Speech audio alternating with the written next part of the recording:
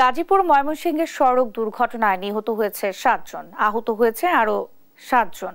রোববার সকাল 7:30টার দিকে তাকওয়া পরিবহনের একটি বাস বেপরোয়া গতিতে জয়দেবপুর থেকে ঢাকা টাঙ্গাইল মহাসড়ক দিয়ে কালিয়াকৈরের চন্দ্রার দিকে যাচ্ছিল। এ সময় কোনাবাড়ী ফ্লাইওভারের পশ্চিম পাশে একটি যাত্রীবাহী অটোরিকশাকে সামনে থেকে চাপা দেয় বাসটি।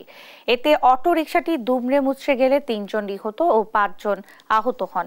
নিহতদের 2 জন স্বামী স্ত্রী, আহতদের উদ্ধার করে স্থানীয় হাসপাতালে ভর্তি করা হয়েছে। অপরদিকে ময়মনসিংহ কিশোরগঞ্জ মহাসড়কের চর শ্রীরামপুর এলাকায় ময়মনসিংহগামী অটোরিকশাকে বিপরীত দিক থেকে আসা একটি যাত্রীবাহী বাস চাপা দেয়। এতে ঘটনাস্থলেই নারী ও শিশুসহ 4 জন নিহত হয়েছেন। আহত 2 জনকে উদ্ধার করে ময়মনসিংহ মেডিকেল কলেজ হাসপাতালে পাঠানো হয়েছে।